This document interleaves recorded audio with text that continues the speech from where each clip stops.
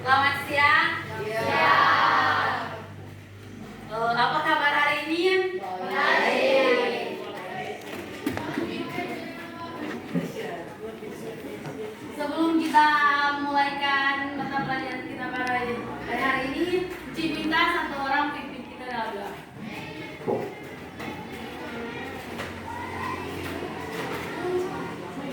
Mikaela apa aja Mikaela?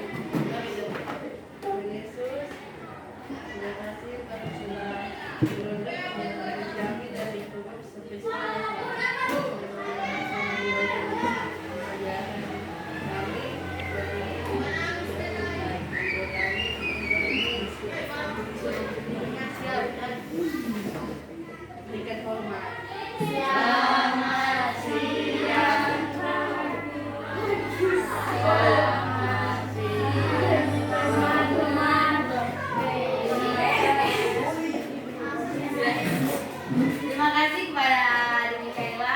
Boleh duduk.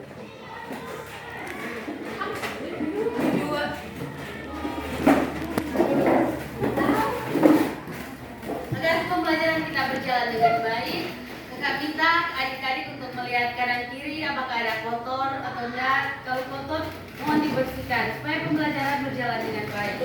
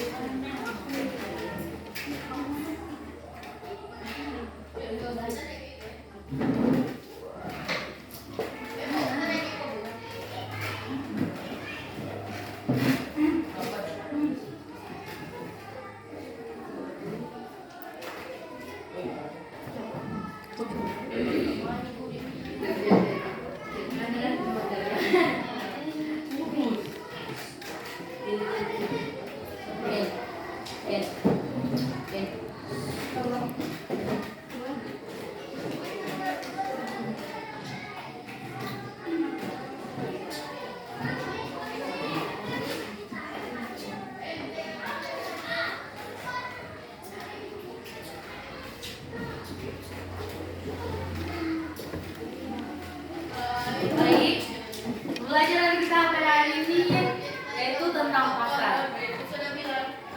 Ada yang pernah di pasar? Udah. Melihat tuh apa yang terjadi di pasar?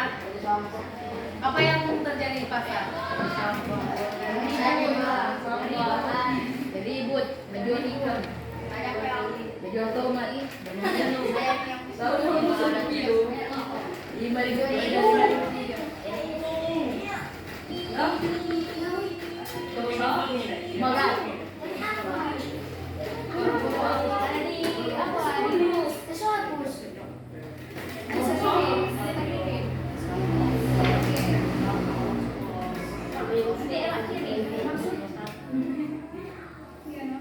Pasti gue juga ikut di mama di pasar kok. Bukan. Oh, di mama di pasar. Beli ya. ikan tomat. Kalau yang mau beli tidak beli.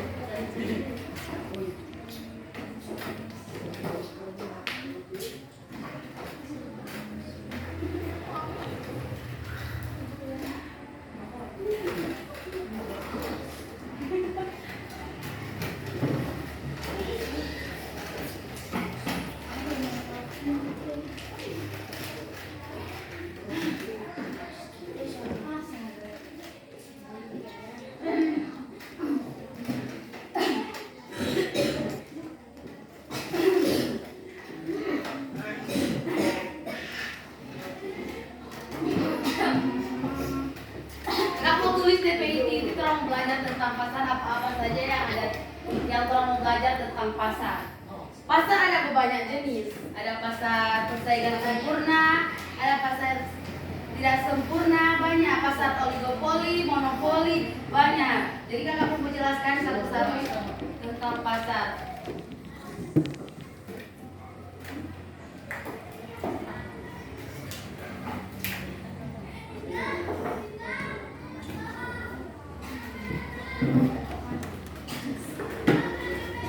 Sebelum orang mau melanjutkan materi orang, kakak harap pasti orang ada tujuan pembelajaran tuh. Masa kalau orang belajar nah ada DP tujuan pembelajaran sampai di mana orang belajar? Tujuan pembelajaran yang pertama, peserta didik mampu mendeskripsikan pengertian pasar. Tujuan pembelajaran kedua, peserta didik mampu mengidentifikasi peran pasar. Tujuan pembelajaran yang ketiga, peserta didik mampu mendeskripsikan macam-macam pasar. Tujuan yang keempat, peserta didik mampu memberikan contoh bentuk pasar. Tujuan kelima, peserta didik mampu mengidentifikasi pasar persaingan sempurna dan pasar persaingan tidak sempurna. Dan yang terakhir, peserta didik mampu mengidentifikasi ciri-ciri pasar oligopoli, monopoli, dan monopolistik. Nah, yang pertama, tolong belajar tentang pengertian pasar. Ada yang boleh contoh untuk pengertian dari pasar itu bagaimana?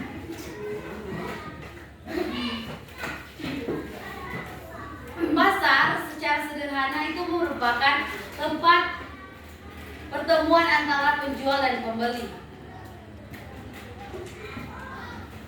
Namun ada juga pengertian pasar menurut ilmu ekonomi, yaitu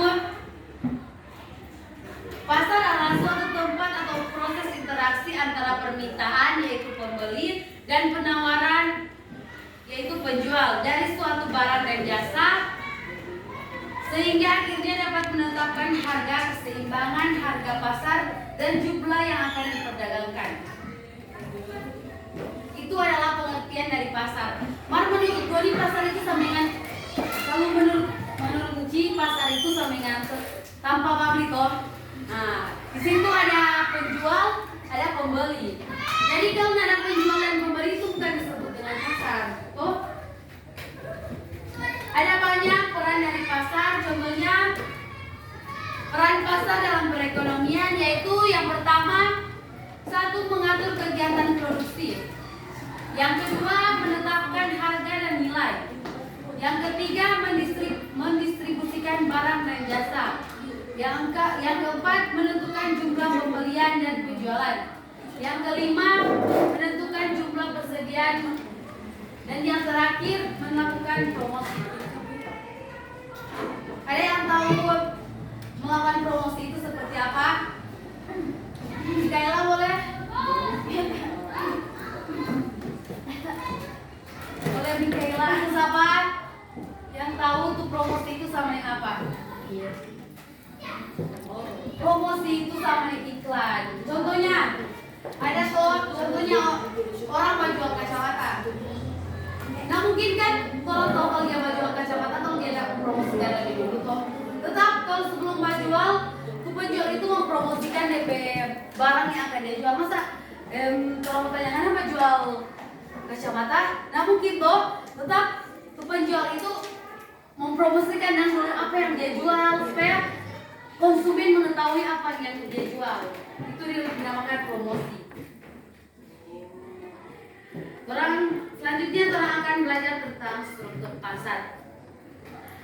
Struktur pasar adalah berbagai hal yang dapat mempengaruhi tingkah laku dan kinerja perusahaan dalam pasar, seperti jumlah perusahaan, skala produksi, dan jenis produksi.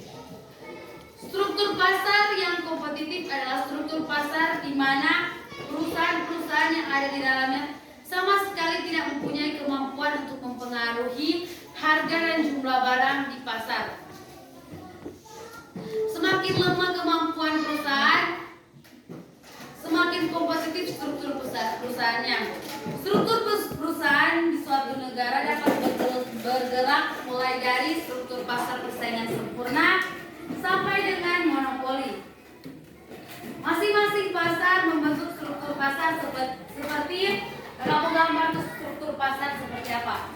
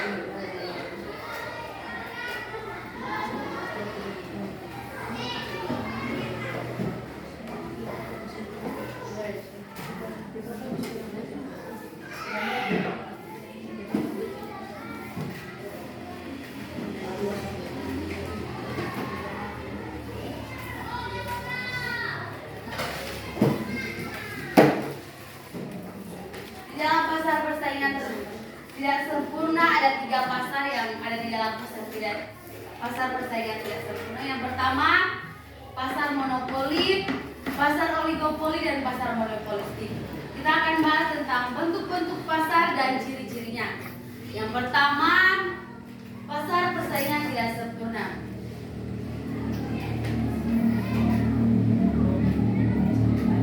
Di dalam pasar persaingan tidak sempurna ada 3 pasar di dalamnya, seperti pasar persaingan monopoli, di mana hanya terdapat satu pasar yang menguasai pasar, dan perusahaan ini tidak mempunyai barang pengganti. Sama dengan dalam sebuah pasar hanya ada satu perusahaan yang menguasai pasar. Kalau di pasar monopolistik hanya satu pasar yang menguasai semua pasar, satu perusahaan. Ciri-ciri pasar persaingan monopoli yang pertama, hanya ada satu orang penjual. Nah, karena di pasar persaingan monopoli itu cuma ada satu perusahaan yang menguasai. Jadi di monopoli hanya terdapat satu orang penjual. Yang kedua, terdapat banyak pembeli. Yang ketiga, produk untuk pasar monopoli tidak mempunyai barang pengganti yang dekat. Yang keempat, adanya hambatan untuk masuk ke dalam pasar. Kelima, penjual dapat mengendalikan harga dan dalam tingkat tertentu. Ada juga kelebihan dari pasar persaingan monopoli, yaitu yang pertama, menghindari produk-produk tiruan dalam persaingan yang tidak bermanfaat. Yang kedua, menimbulkan skala ekonomi yang menurunkan biaya produksi. Yang ketiga, terjaganya kesinambungan stabilitas perusahaan. Yang keempat, mendorong penggunaan mesin-mesin generasi terbaru dengan tingkat teknologi yang tinggi. Yang kelima, mendorong peningkatan kinerja Departemen Penelitian dan Pengembangan guna menciptakan hal-hal yang baru yang lebih meningkatkan kesejahteraan masyarakat. Pasti kalau ada kelebihan, pasti ada kekurangan toh. Kekurangan dari pasar monopoli yang pertama, penyalahgunaan kekuatan ekonomi. Yang kedua, adanya pelecehan terhadap posisi konsumen. Yang ketiga, adanya kesenjangan dalam pembagian pendapatan. Yang keempat, tidak adanya persaingan. Yang kelima, mengurangi kesejahteraan konsumen. Nah, itu semua yang ada di pasar persaingan monopoli. Yang kedua, pasar persaingan oligopoli. Pasar persaingan oligopoli di mana penawaran satu jenis barang dikuasai oleh beberapa perusahaan. Jadi kalau di pasar persaingan monopoli itu dikuasai oleh satu perusahaan toh. Nah, kalau di pasar persaingan oligopoli dikuasai oleh beberapa perusahaan.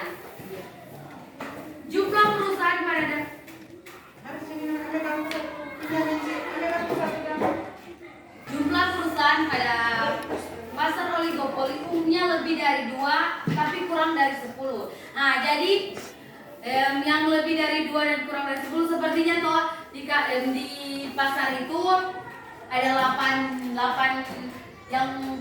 perusahaan yang menguasai toh 8 perusahaan toh. Tapi yang menguasai pasar hanya 2. Jadi yang lain itu tidak menguasai pasar. Yang paling menguasai pasar itu hanya 2 perusahaan. Ciri-ciri pasar oligopoli. Yang pertama, hanya ada beberapa perusahaan yang mendominasi pasar. Yang kedua, ada produsen yang menawarkan barang serupa yang tidak terdiferensiasi, namun ada pula produsen yang menawarkan model atau fitur yang berbeda. Yang ketiga, terdapat rintangan yang kuat untuk masuk pasar oligopoli karena investasi yang tinggi. Yang keempat, persaingan melalui iklan sangat kuat. Kelebihan dari pasar oligopoli yang pertama, terdapat sedikit penjual karena dibutuhkan investasi besar untuk masuk. Yang kedua, jumlah penjualan yang sedikit membuat penjual dapat mengendalikan harga dalam tingkat tertentu. Yang ketiga, bila terjadi perang harga, konsumen akan diuntungkan. Kalau ada kelebihan pasti ada kekurangan. Yang pertama, kekurangan dari pasar oligopoli yang pertama adalah terdapat rintangan yang kuat untuk masuk ke pasar oligopoli karena investasi yang tinggi. Yang kedua, akan terjadi perang harga. Yang dimaksud dengan perang harga itu sama dengan penjual satu jual 50.000, namun penjual satu jual 45.000. Jadi waktu tinggi harga siapa yang lebih murah toh? Itu yang dimaksud dengan perang harga. Yang ketiga adalah pasar persaingan monopolistik.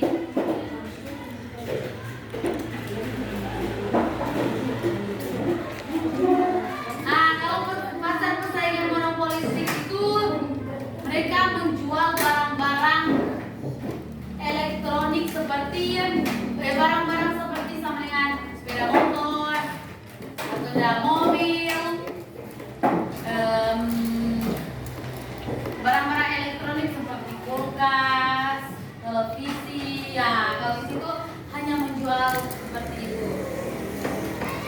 Ciri-ciri pasar monopolistik adalah terdapat banyak produsen atau penjual. Yang kedua, produsen lain mudah masuk ke dalam pasar. Yang ketiga, adanya saling ketergantungan. Yang keempat, promosi penjualan harus aktif. Yang dimaksud promosi penjualan harus aktif karena kalau tidak aktif, mungkin misalnya tahu penjual ini tidak mempromosikan dia punya, konsumen tidak akan tahu dan kalau apa yang dia jual, kelebihan apa yang ada pada yang dia jual. Toh itu harus ada promosi penjualan yang aktif, harus aktif kan. Kelebihan dari pasar monopolistik adalah barang yang diperdagangkan berbeda walaupun fungsinya sama. Sama dengan motor toh, berbeda mah dia fungsi sama. Yang kedua, perusahaan terdorong mengadakan inovasi. Yang ketiga, masyarakat umumnya selalu mendapatkan pelayanan yang baik karena perusahaan ingin memuaskan pelanggan untuk mengisolasi dirinya dari persaingan. Ada yang tahu kekurangan dari pasar monopolistik nggak? Tahu? So pernah di pasar belum? So pernah di pasar atau belum? Saya ikut sama di pasar kan? Kakak di pasar apa nih kakak? Babi apa atau apa yang kakak lakukan di pasar? Oh. Nah, berarti itu pasar itu adalah tempat pertemuan antara penjual dan pembeli. Ada yang boleh jelaskan tentang pasar persaingan sempurna? Ada yang tahu tentang pasar persaingan sempurna nggak?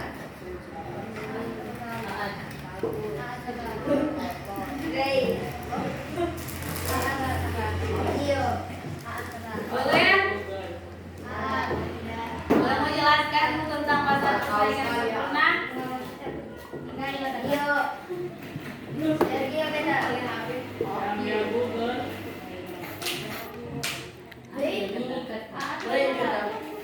Oh, kamu boleh menjelaskan itu?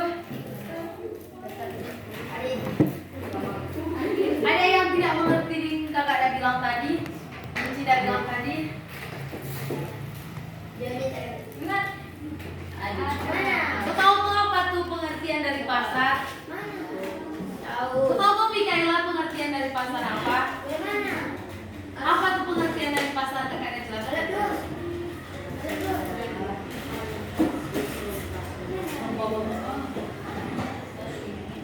Kalau anak di pasarnya yang mama, apa yang anak lakukan? Yang apa mama lakukan di pasar?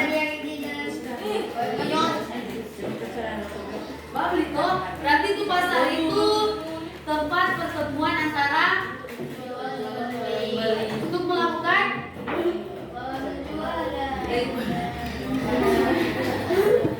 berapa tuh pasar persaingan sempurna? Apa yang tuh pasar persaingan sempurna? Pasar yang di dalamnya meliputi penjual dan pembeli dengan jumlah banyak. Yo, saya kuat ulang saya kuat. Pasar yang di dalamnya meliputi penjual dan pembeli dengan jumlah banyak. Begini. Bagus sama tadi kan nama? Beli aplaus kepada Aat.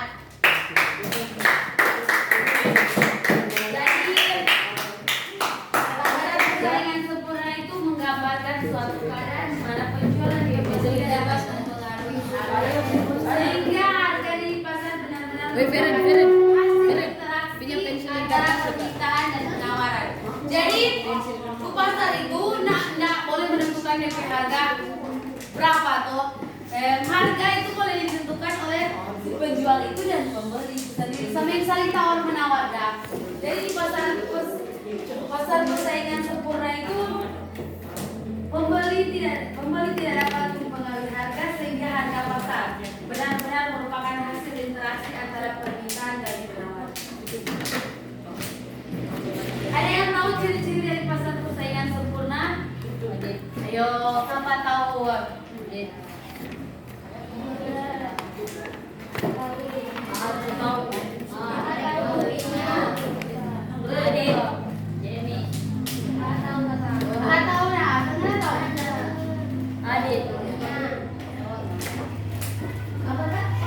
Ciri-ciri dari pasar persaingan sempurna.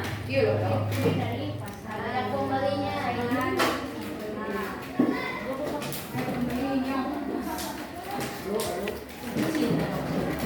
Nah, Jumlah pembeli dan penjual seimbang. Jumlah pembeli dan penjual seimbang. yo, jumlah pembeli dan penjual seimbang. Jadi di dalam pasar persaingan sempurna, definisi itu pembeli dan penjual sama banyak. Karena kalau penjual banyak, berarti pembeli juga di sana banyak, kok. Yang kedua, produk yang dijual bersifat homogen. Yang ketiga, tidak ada halangan masuk ataupun keluar dari pasar. Jadi, kalau mau baju harus itu, tidak masalah. Nah, ada yang melarang. Bebas pergi berjual di pasar persaingan sempurna.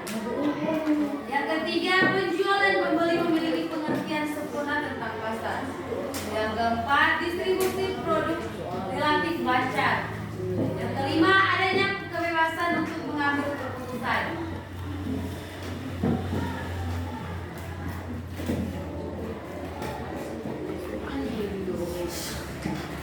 Kelemahan, ada yang tahu kelemahan dari pasar persaingan sempurna? Apakah? Kelemahan dari pasar persaingan sempurna.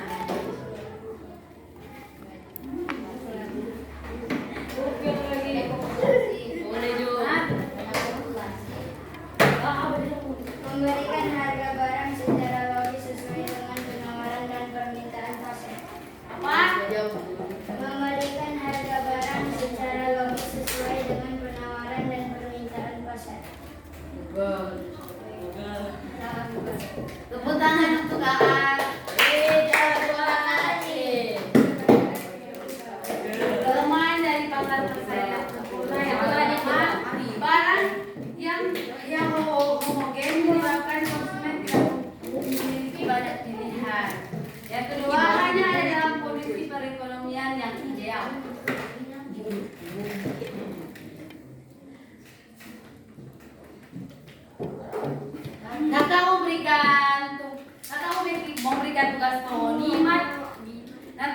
kirim Pak Oni ke ketua kelas, nanti ketua kelas bagikan Pak Oni tuh soal apa yang akan kakak beri. Nanti minggu depan Oni saya masuk Pak kakak. Kak Sutawa. Ada yang ingin bertanya atau belum mengerti tentang pasar? Adik. Apa yang belum mengerti tentang pasar atau ada yang ingin bertanya? Ada yang ingin bertanya?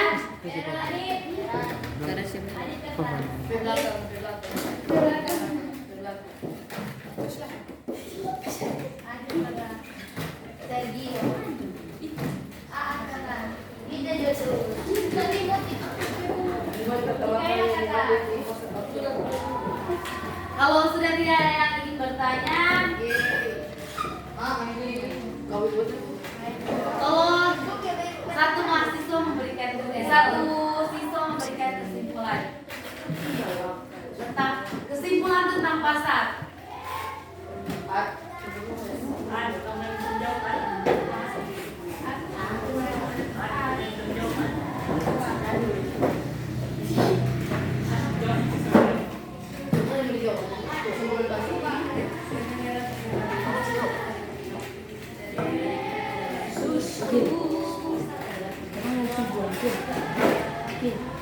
Ada yang ingin menyimpulkan materi kita pada hari ini?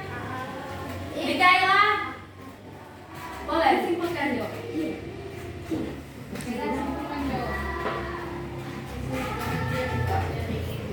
Sekuat Mikaela.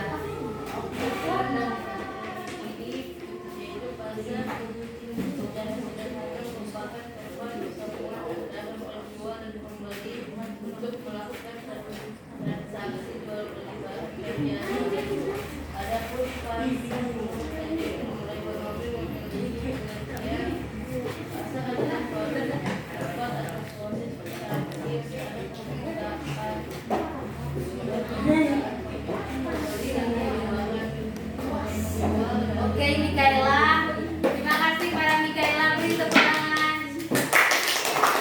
Jadi, pasar adalah tempat pertemuan antara penjual dan pembeli untuk melakukan transaksi jual beli barang dan jasa. Itulah materi kita pada hari ini. Jarak Monim dapat memahami dan lebih mengerti apa itu pasar. Pembelajaran kita minggu depan adalah tentang permintaan dan penawaran. Dan jangan lupa tugas. Jangan lupa tugas minggu depan bawa.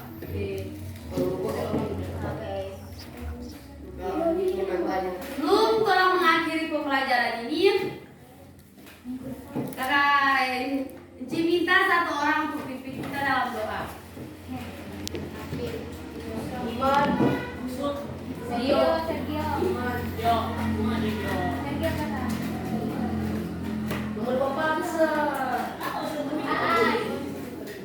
Boleh satu orang?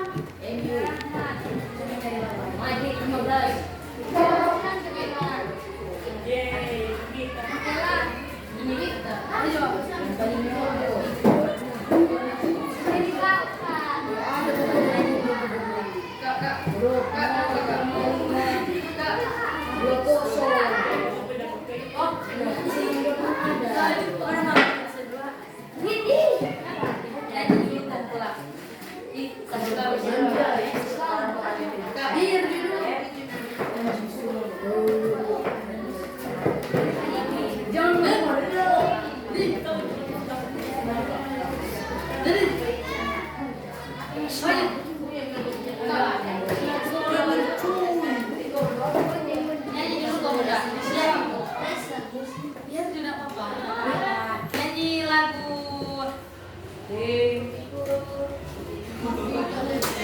teman-teman, mari kita nyanyi lingkup liku.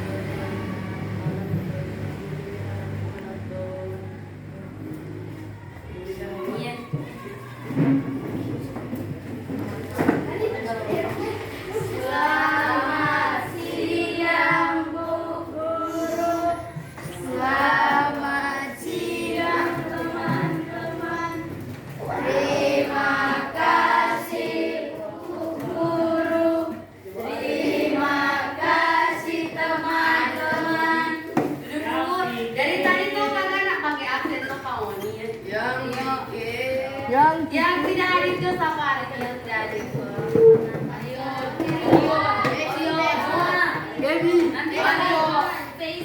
Sakit dorang atau apa? Ini anda jangan. Moga minggu depan